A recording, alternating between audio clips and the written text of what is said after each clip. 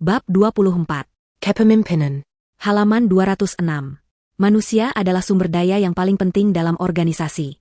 Secanggih apapun metode, peralatan, dan mesin-mesin yang digunakan dalam setiap kegiatan usaha, keberhasilannya tetap bergantung pada para orang yang menjalankannya. Manajer dan supervisor mempunyai peran yang sangat penting dalam menjalankan roda organisasi, karena berperan sebagai dirigen bagi semua staf pelaksana. Efektivitas dari setiap rantai kegiatan manajemen berada di bawah kendalinya. Dalam menjalankan peran, manajer atau supervisor tidak bisa bekerja sendirian. Mereka perlu bekerja bersama dengan para pelaksana. Para pemain atau pelaksana yang mumpuni akan melahirkan permainan orkestra yang indah dan mengagumkan. Oleh karena itu, seorang manajer dan supervisor perlu memiliki kemampuan kepemimpinan atau leadership yang baik agar mampu mengarahkan atau directing, memengaruhi atau influencing, memotivasi atau motivating, dan mengawasi atau supervising semua anggota tim atau para pelaksananya. Penting untuk diperhatikan di sini tentang dua peran yang berbeda, yaitu sebagai pemimpin dan sebagai manajer. Halaman 207.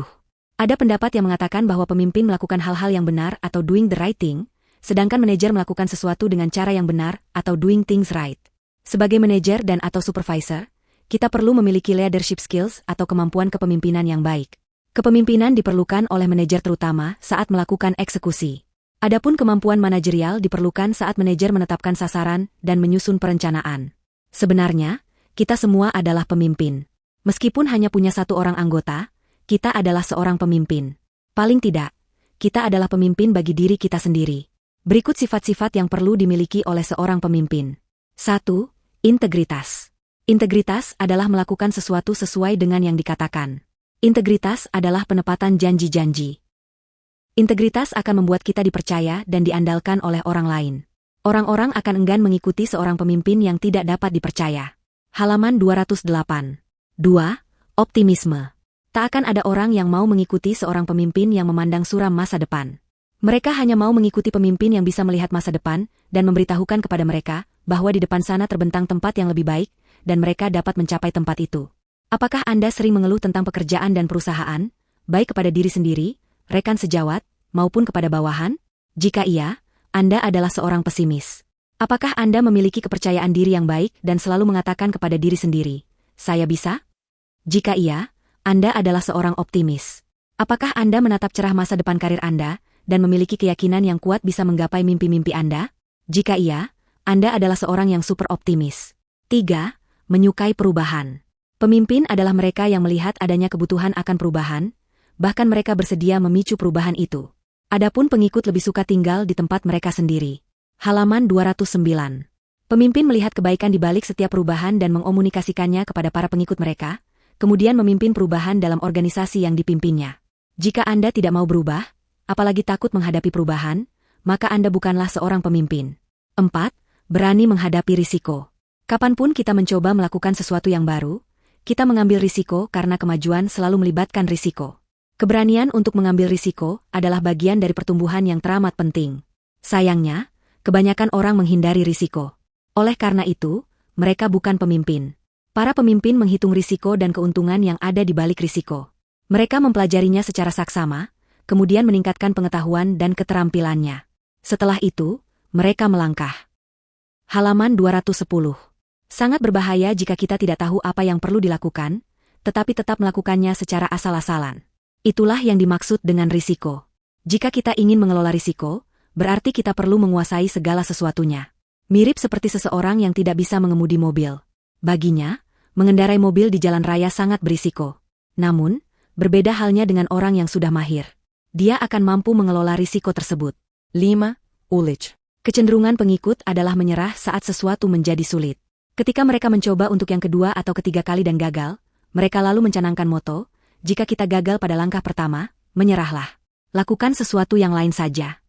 Jelas saja mereka melakukan itu karena mereka bukan pemimpin. Para pemimpin tahu apa yang ada di balik tembok, dan mereka akan selalu berusaha menggapainya. Lalu, mereka mengajak orang lain untuk terus berusaha. Apakah Anda dikenal sebagai seseorang yang ulet, tangguh, dan berdaya tahan tinggi? Jika iya, Anda adalah seorang pemimpin.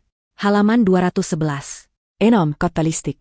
Seorang pemimpin adalah seseorang yang secara luar biasa mampu menggerakkan orang lain untuk melangkah. Mereka bisa mengajak orang lain keluar dari zona nyaman dan bergerak menuju tujuan mereka. Mereka mampu membangkitkan gairah, antusiasme, dan mendorong para pengikut untuk bertindak. Apakah Anda dikenal sebagai seseorang yang mampu menggerakkan orang lain? Jika iya, Anda adalah seorang pemimpin. 7.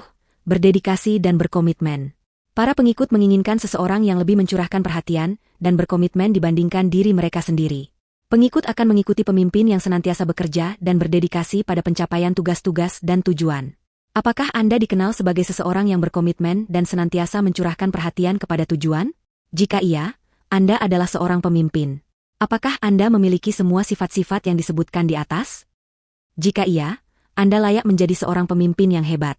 Halaman 212. Karakter kepemimpinan. Apa yang membuat karyawan, pelaksana, atau bawahan mau mendengarkan kepemimpinan Anda? Ada 7 karakter penting yang membuat seorang pemimpin diikuti anggotanya. 7 karakter penting ini saling terkait satu dengan yang lain sehingga tidak bisa dipisahkan. Pertama, pemimpin yang memperlakukan bawahan dengan rasa hormat. Memang tidak semua orang gila hormat, tetapi siapapun tidak mau direndahkan. Apabila kita bisa memperlakukan karyawan dengan rasa hormat, mereka akan membalasnya dengan penuh rasa hormat. Kedua, seorang pemimpin harus bisa memberikan inspirasi kepada bawahan dalam usaha mencapai sasaran organisasi dan menunjukkan arah perjalanan kepada anggota timnya. Halaman 213. Ketiga, pelaksana atau bawahan akan loyal jika kita dapat mengajarkan kemampuan yang dibutuhkan. Dengan begitu, semua dapat belajar dan tumbuh menjadi pelaksana yang lebih baik. Keempat, pemimpin harus dapat menoleransi kesalahan bawahan. Namun, tentu saja bukan kesalahan yang sama yang dilakukan berulang kali. Kelima, pemimpin harus mau berkomunikasi dengan jujur dan terbuka. Jika kita enggan mengomunikasikan segala sesuatu dengan bawahan, kemungkinan akan terjadi ketidakpastian dan salah paham antara kita dengan bawahan. Keenam, pemimpin harus bisa dipercaya. Jika bawahan tidak percaya dan merasa bahwa pemimpinnya hanya mau enaknya sendiri, mau menang sendiri, serta tidak mau bekerja dengan benar dan jujur, maka bawahan pun tidak akan menurut. Ketujuh, pemimpin harus mau melakukan apa yang telah diajarkannya. Misalnya, ketika Anda mengatakan bahwa semua pelaksana harus disiplin dalam segala aspek, Anda harus menerapkan disiplin dengan baik pula. Jika tidak, bawahan akan menganggap Anda hanya berbicara tanpa memberikan contoh yang benar. Pemimpin yang baik harus mempunyai 7 karakter tersebut.